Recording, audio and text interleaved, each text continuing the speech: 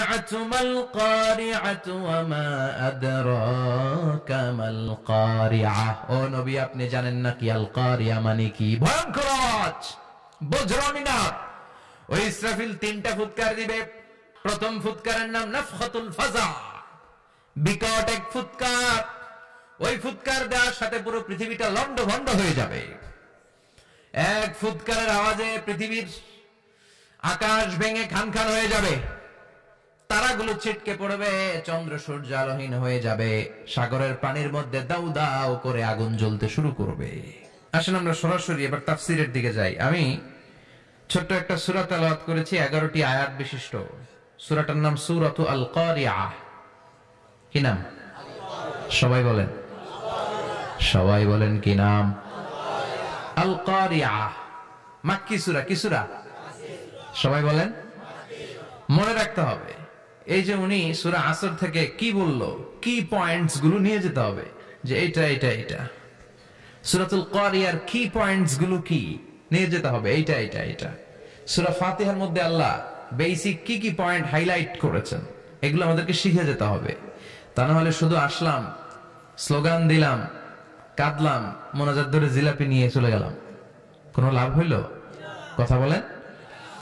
তো আমরা যে সূরাটা থেকে আজকে কথা শুনতে চাই, সূরাটার নাম হচ্ছে, সবাই বলেন, আল কারিআ। আল কারিআ মানে বিকট আওয়াজ। আল কারিআ মানে কি? ভয়ঙ্কর আওয়াজ। ভয়ঙ্কর আওয়াজ শোনেন নাই কখনো? কোথায় শুনছেন? হ্যাঁ, বিজলি। ও বিজলিতে শুনছে, থান্ডার, বজ্রপাত। আসলে অনেক আওয়াজ হয়, তাই না? আপনারা আঞ্চলিক ভাষায় বিজলিতে কি বলেন? ঠেড়া। ঠেড়া। বিজলি চমকেছে, ঠিক আছে। তো সে সবচেয়ে ভয়ঙ্কর যে আওয়াজটা তার জীবনে শুনেছে সেটা হচ্ছে ঠেড়া, মানে বিজলি চমকালে যে থান্ডার, ভয়ঙ্কর আওয়াজ। আর কে কে আওয়াজ শুনছেন ভয়ঙ্কর জীবনে? হ্যাঁ, কই শুনছো? কও কিসে? বানসিরিক, ঠেড়ার ডুপ্লিকেট ভার্সন বানসিরিক। আলামিন ভাই, আপনি সবচেয়ে ভয়ঙ্কর আওয়াজ কোথায় শুনছেন শুনি? মানে সবচেয়ে ভয়ঙ্কর আপনি আওয়াজ জীবনে কোথায় শুনছেন?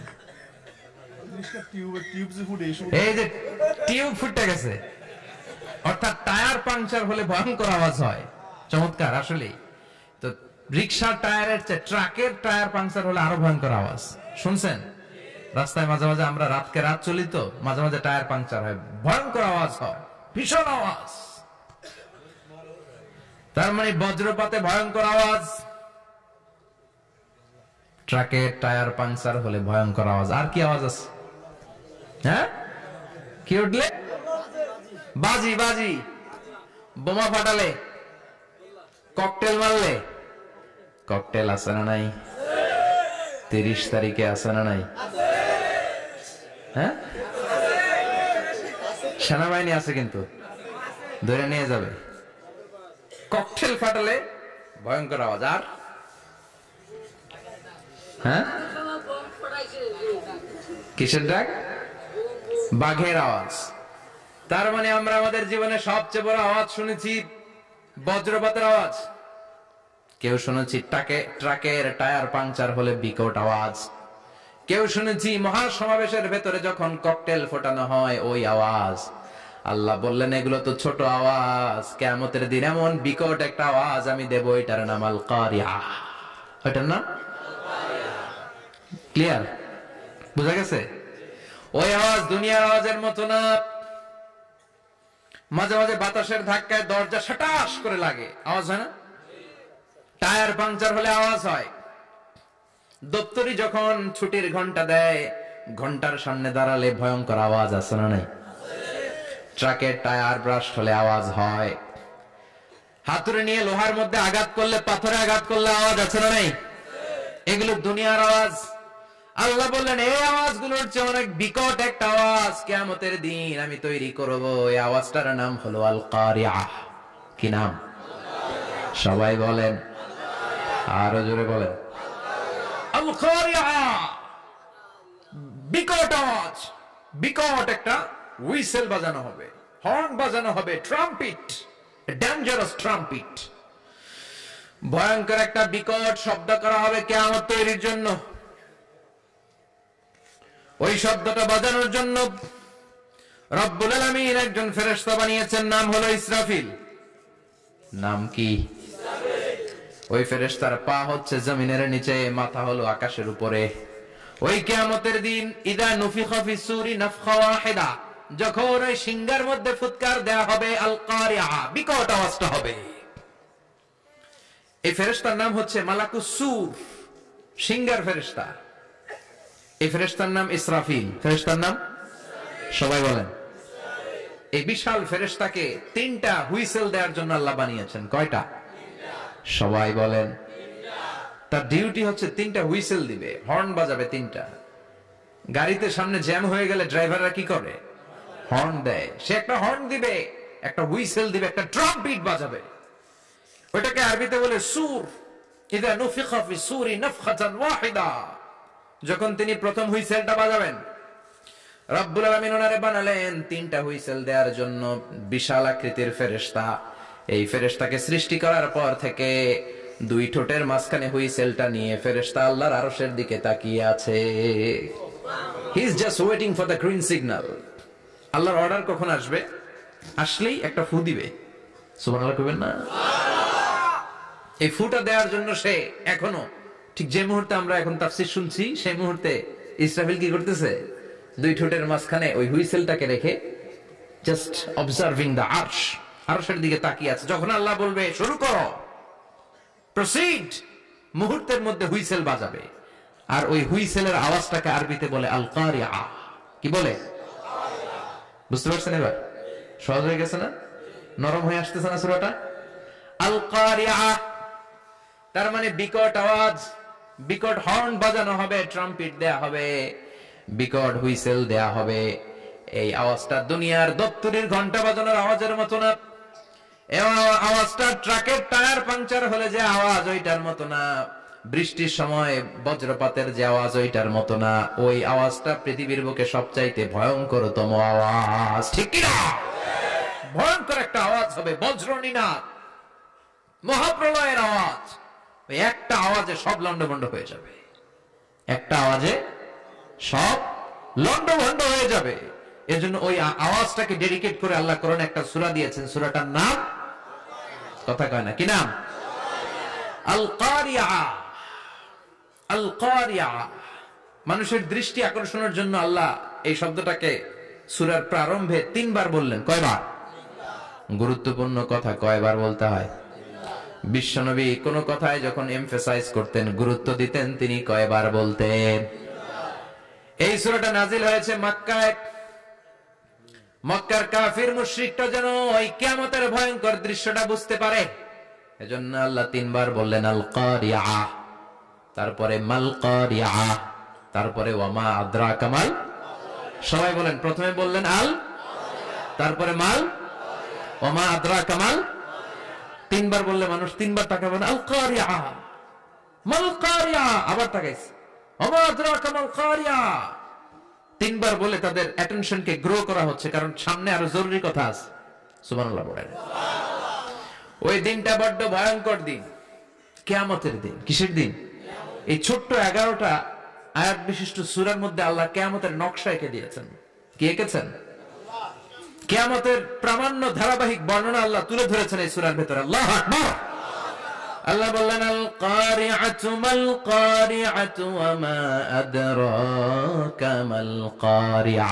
ও নবী, আপনি জানেন না কি আল কারিআ মানে কি? ভয়ঙ্কর আওয়াজ, বজ্রনিনাদ। ওই ইসরাফিল 3টা ফুৎকার দিবে। চিৎকার করে বলেন কয়টা? প্রথম ফুৎকারের নাম নাফখাতুল ফাজা, বিকট এক ফুৎকার। ওই ফুৎকার দেওয়ার সাথে পুরো পৃথিবীটা লন্ডভন্ড হয়ে যাবে। এক ফুৎকারের আওয়াজে পৃথিবীর আকাশ ভেঙে খান খান হয়ে যাবে, তারাগুলো ছিটকে পড়বে, চন্দ্র সূর্য আলোহীন হয়ে যাবে, সাগরের পানির মধ্যে দাউ দাউ করে আগুন জ্বলতে শুরু করবে, মানুষগুলো বিক্ষিপ্ত পতঙ্গের মতো নিক্ষিপ্ত হবে, টাওয়ারগুলো ভেঙে ভেঙে পৃথিবীর উপর পড়বে, পৃথিবীর বিশাল বড় বড় পাহাড়গুলো তুলার মতো ধ্বনিত হয়ে বাতাসের মধ্যে ভাসতে থাকবে। এটা হচ্ছে আল কারিয়া। মাল ওমা আদরাকা মাল। আবার আল্লাহ বললেন ইযা যুলজিলাতিল আরদু জিলজালাহা ওয়া আখরাজাতিল আরদু আসকালাহা। ইসরাফিল যখন প্রথম ফুৎকার দিবে পুরো পৃথিবীর মধ্যে কাঁপাকাঁপি শুরু হবে। কাঁপাকাঁপিরে আপনারা কি বলেন? ভূমিকম্প দেখছেন নি? দেখছেন কেউ? সব কাঁপে না? নিজেরাও কাঁপি। কিয়ামতের কাঁপাকাঁপি কি আমরা যেই কাঁপাকাঁপি দেখছি এটার মতো? সুনামির কাঁপাকাঁপির মতো না, ভয়ঙ্কর একটা কাঁপাকাঁপি। পুরো পৃথিবী ভাইব্রেশন শুরু হয়ে যাবে, শেকিং করবে পুরো পৃথিবীটা। পৃথিবীটা ফেটে চৌচির হয়ে ভেতরের গরম লাভা বেরোবে। সাগরের মধ্যে পানি আছে, সাগরের পানির মধ্যে দাউ দাউ করে আগুন জ্বলবে। আগুন জ্বললে কি দিয়ে নিভান? কথা কন। পানি। আর ওই পানির মধ্যেই আগুন। পানিকে বৈজ্ঞানিক ভাবে বলে H2O। কি বলে? এই H2O নিয়ে কত কাণ্ড, হ্যাঁ, এই দেশে। আল্লাহ হেদায়েত দাও। আমিন। তার মানে হাইড্রোজেন থাকে দুইটা, হাইড্রোজেনের দুইটা মলিকিউল আর অক্সিজেনের একটা মলিকিউল। তো এই দুইটা গ্যাস একসাথে হলে পানি হয়ে যায়। কিন্তু একসাথে আমরা বানাতে পারি? বানিয়ে পাঠাইছে কে? কথা বলেন কে? কৃত্রিম উপায়ে ইউনাইটেড স্টেটস অফ আমেরিকার একটা রিসার্চ সেন্টারে আধা গ্লাস পানি বানাইছিল বিজ্ঞানীরা। কয় গ্লাস? হাইড্রোজেনের দুইটা মলিকিউল আর অক্সিজেনের একটা মলিকিউলকে মিঙ্গেল করে আর্টিফিশিয়াল ওয়াটার তারা বানিয়েছিল। এতে বাংলাদেশি টাকায় খরচ করেছে প্রায় 3 কোটি টাকা। এটা অসম্ভব মানুষের পক্ষে কৃত্রিম ভাবে পানি তৈরি করা। ফ্রিতে খেতেছি আমরা, সুবহানাল্লাহ কইবেন না? তার মানে পানি দিয়ে আমরা আগুন নিভাই। পানির মধ্যে দুইটা গ্যাস, একটা হলো হাইড্রোজেন আর একটা হলো অক্সিজেন।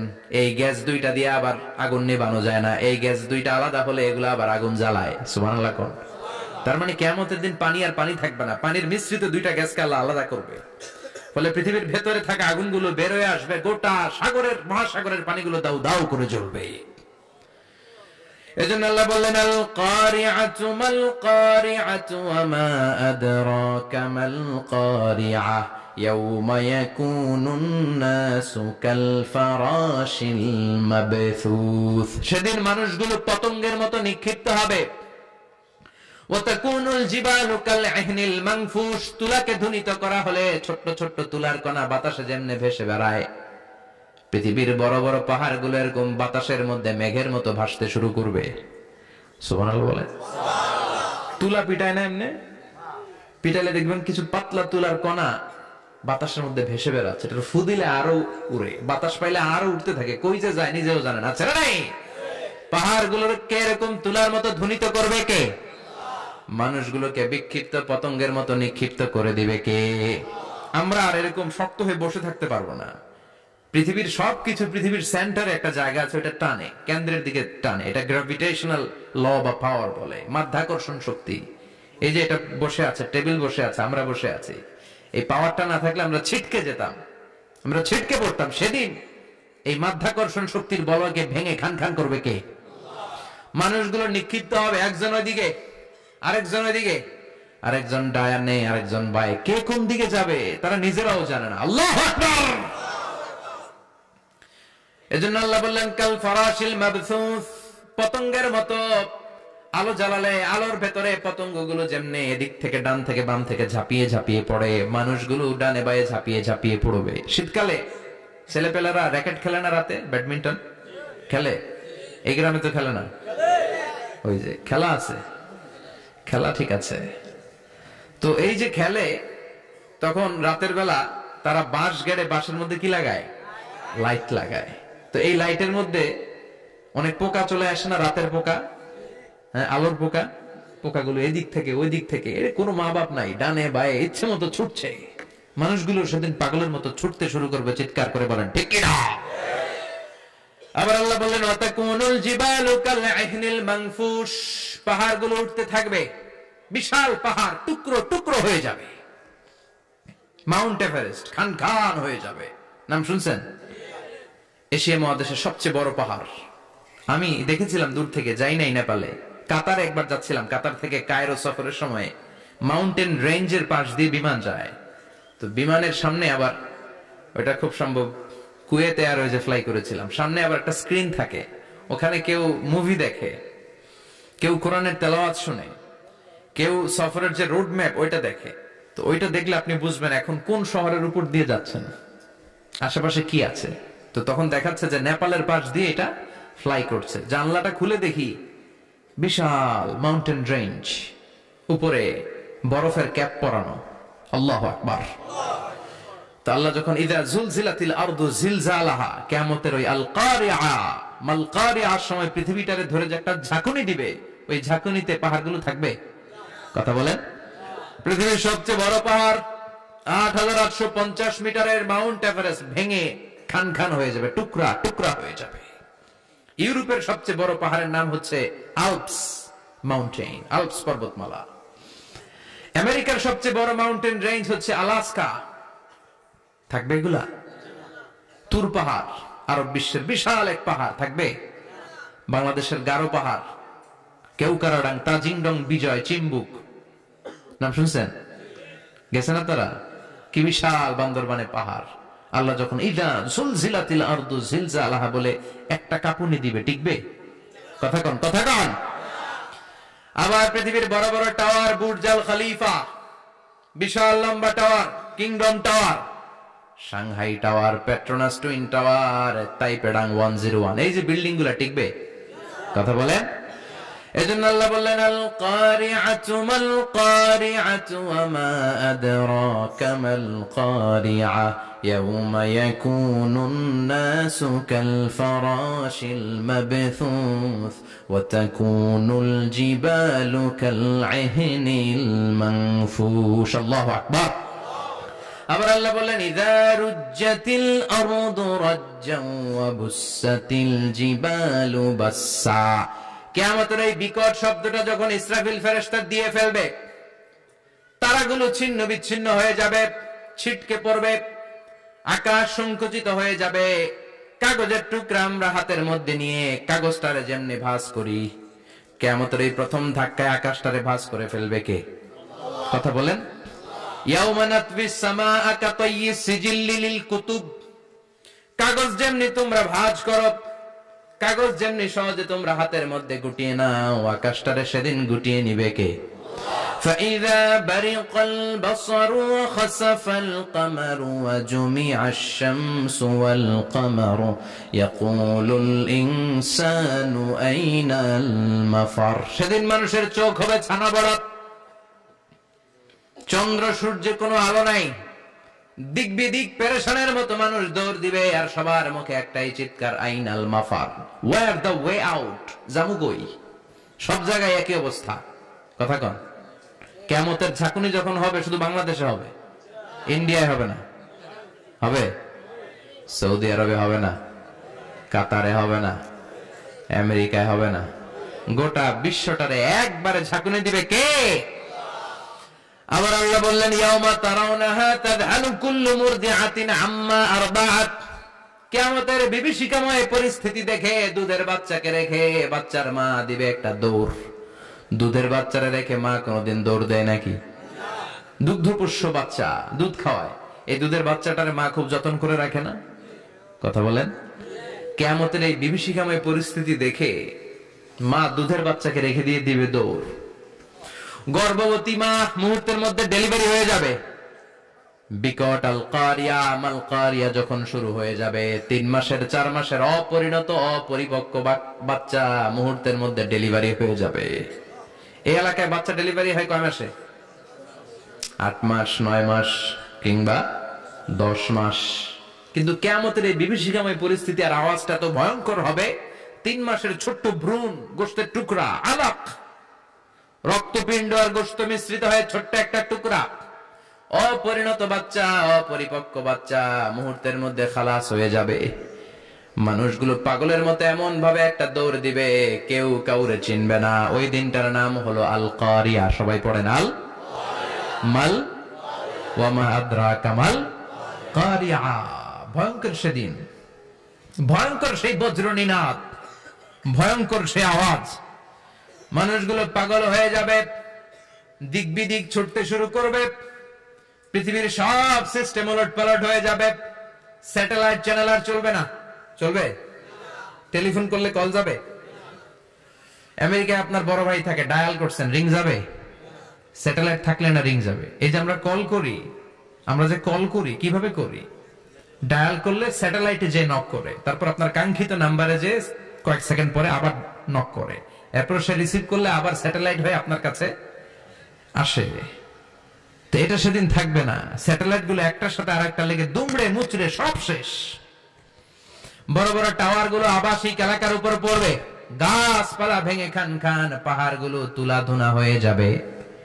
কেউ থাকবে ওই সময় টয়লেটে, থাকবে না? কেউ থাকবে ঘুমের মধ্যে, কেউ থাকবে বাজারে, কেউ থাকবে অফিসে, কেউ থাকবে রান্নাঘরে, কেউ থাকবে রাস্তায়, কেউ থাকবে নাচানাচির মধ্যে। চিল্লায় কোন ঠিক কিনা? যে যে অবস্থায় থাকুক না কেন পাগল হয়ে যাবে, পাগল, অস্থির। ওমা হুম বিসুকারা ওয়ালাকিন আযাবাল্লাহি শাদীদ। মানুষগুলোরে মাতালের মতো দেখা যাবে, আসলে একটাও মাতাল না। আল্লাহর আযাবের ভয়ে সব অস্থির হয়ে যাবে। আল্লাহু আকবার। এজন্য আল্লাহ বললেন ইসরাফিলকে 3টা ফুৎকার দেওয়ার জন্য আমি তৈরি করেছি। প্রথম ফুৎকার যখন সে সিংহার মধ্যে হাঁকিয়ে দিবে তখন এই অবস্থা হয়ে যাবে। এবার দ্বিতীয় সিংহায় ফুৎকার দেওয়ার জন্য আল্লাহ অর্ডার করবে। ইসরাফিল তার বিশাল হুইসেলটা নিয়ে সাথে সাথে দ্বিতীয় ফুৎকারটাও দিয়ে দিবে। দ্বিতীয় ফুৎকার দেওয়ার সাথে সাথে এই ফুৎকারটাকে আরবিতে বলে নাফখাতুস সাঈক, সব মরে যাবে। সব কি হবে? মরবেন না আপনারা? আজীবন থাকবেন? একদিন মাটির ভেতরে হবে ঘর রে মন আমার, কেন বাঁধো দালান ঘর, প্রাণ পাখি উড়ে যাবে পিঞ্জর ছেড়ে, ধরা ধামে সবই রবে তুমি যাবে চলে, বন্ধু বান্ধব যত মাতা পিতা দ্বারা সুত সবই হবে তোমার পরে মন আমার, কেন বাঁধো দালান ঘর, একদিন মাটির ভেতরে হবে ঘর রে মন আমার, কেন বাঁধো দালান ঘর রে মন আমার, কেন বাঁধো দালান ঘর। ঠিক কিনা? থাকা যাবে? কবরে যাওয়া লাগবে না? This is the circle of life. এসেছি, থাকছি কিছুদিন, একটা স্টেশনে ট্রানজিট পিরিয়ড, আবার চলে যাব। জন্মিলেই মরিতে হবে। চিল্লা এখন ঠিক কিনা? আল্লাহ বলবেন ইসরাফিল তোরে 3টা ফুৎকার দেওয়ার জন্য তৈরি করেছি। চিৎকার করে বলেন কয়টা? একটা ফুৎকার দিয়ে দুনিয়াটারে তুই লন্ডভন্ড করে দিলে রে ইসরাফিল। এবার দ্বিতীয় ফুৎকার দিয়ে পৃথিবীর সব মানুষগুলোর আত্মা নিয়ে নেয়ার ব্যবস্থা করে দে। মুহূর্তের মধ্যে ইসরাফিল সিংহার মাঝখানে ঠোঁট লাগিয়ে দ্বিতীয় ফুৎকারটা দিবে। দ্বিতীয় ফুৎকার দেওয়ার সাথে সাথে সব শেষ। মালাকুল মাউত পৃথিবীর সব মানুষের আত্মা সংবরণ করে নিবে। সব শেষ, মানুষ নাই, জিন নাই, দানব নাই, কেউ থাকবে না। যে ইসরাফিল ফুৎকার দিয়ে সব লন্ডভন্ড করছে ওইটাও নাই। ইসরাফিলও চলে যাবে, নাকি ইসরাফিল থাকবে? কথা কন, কেউ থাকবে না? থাকবে একজন, তিনি কে? কুল্লু মান আলাইহা ফানি ওয়া ইয়াবকা ওয়াজহু রাব্বিকা যুল জালালি ওয়াল ইকরাম ফাবিআইয়ি আলাই রাব্বিকুমা তুকাযযিবান। এই বিশ্বে যা দেখা যায় সব হয়ে যাবে ফান, নিঃশেষ, কিছু থাকবে না, সব মরে যাবে। থাকবে শুধু একজন সত্তা। চিৎকার করে বলেন তিনি কে? দ্বিতীয় ফুৎকারের পরে সব মানুষ শেষ, প্রাণী শেষ, কোন প্রাণের অস্তিত্ব আর নাই। আল্লাহ বলবেন জিন জাতীয় মেরে ফেল। মালাকুল মাউত জিন জাতির আত্মা নিয়ে যাবে। আমাদের যেমনি আল্লাহ রুহ কবজ করে, জিনদেরও কিন্তু মালাকুল মাউতের মাধ্যমে রুহ কবজ করা হয়, জানেন? ওমা খলাকতুল জিন্না ওয়াল ইনসা ইল্লা লিয়াবুদুন। এই দুইটা জাতিকে আল্লাহ তাআলা ইবাদতের জন্য তৈরি করেছে। কবরে যে আযাব হয় এই দুইটা জাতি শুধু দেখে না, বাকি সব প্রাণী দেখে। কবরে যে পাখিগুলো বসে, পাখি কিন্তু দেখে নিচে কি হয়, হোয়াটস হ্যাপেনিং ইনসাইড, সব সে দেখে। গরু ছাগল আমরা কবরস্থানের পাশে বেঁধে রাখি, সব দেখে। গায়রাস সাকালাইন, শুধু মানুষ আর জিন ছাড়া। ঠিক কিনা? এজন্য মাঝে মাঝে দেখবেন কবরস্থান থেকে গরুর রশি ছিঁড়ে গরু দেয় দৌড়। ছাগল দেয় দৌড়, দেয় না? কারণ সে সব দেখে। জিনদের রূহ কবজ করা হবে, তাদের জন্য এই শরিয়ত আছে। জিনদেরও কোরআন তেলাওয়াত করতে হয়, ওদেরও সালাত পড়তে হয়, ওরাও সিয়াম করে, ওরাও হজের সময় হজ করে, কিন্তু আমরা দেখি না। দেখি? এটা একটা অদৃশ্য জাতি, এটা দেখা যায়। জিসমুন নারিয়ুন ইয়াতাশাক্কালু বিআশকালিন মুখতালিফা। এটা আগুনের তৈরি একটা সৃষ্টি, যেটা যখন যে রূপ ধরতে চায় ওই রূপ ধরতে পারে। জিনের কথা শুনছেন কেউ? শুনছেন আপনি? কোথায়? কোরআনে শুনছেন না? জিন আমাদের সাথে কথা কইছে, ওটা শুনছেন নি কান দিয়ে? এটা শুনেন? শোনা যায়, শোনা যায়। অনেকে শুনে, অনেকে শুনে। জিসমুন নারিয়ুন ইয়াতাশাক্কালু বিআশকালিন মুখতালিফা। আগুনের তৈরি একটা সৃষ্টি, চাইলে যেমন মনে চায় তেমন আকৃতি ধরতে পারে। কখনো ছাগল হতে পারে, কখনো বিড়াল হতে পারে, কখনো সাপ হতে পারে, আবার মানুষের মতো আকৃতি নিতে পারে। আল্লাহু আকবার। আল্লাহ বলবেন মানুষ শেষ, এবার জিনদের রূহ কবজ করো। সব জিনদের রূহ কবজ হবে।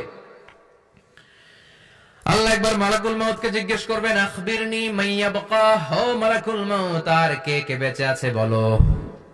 মালাকুল মউত বলবে, আল্লাহ মানুষ নাই, জিন নাই, প্রাণী নাই, শুধু ফেরেশতারা আছে। আল্লাহ বলবেন সব ফেরেশতাদের রূহ কবজ করো। সব ফেরেশতাদের রূহ কবজ হয়ে যাবে।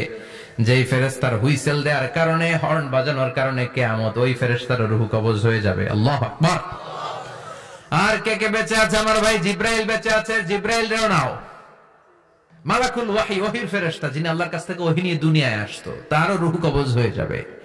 এবার আল্লাহ বলবেন, আখবিরনি ইয়া মালাকাল মাউত মান ইয়াবকা, ও মালাকুল মাউত, আর কে বেঁচে আছে মহাবিশ্বে বল। কেউ আছে নাকি? মালাকুল মউত বলবে, আল্লাহ কেউ নাই। আপনার কথা মতো মানুষ মারলাম, জিনদের মারলাম, ফেরেশতাদেরও মারলাম, কেউ নাই।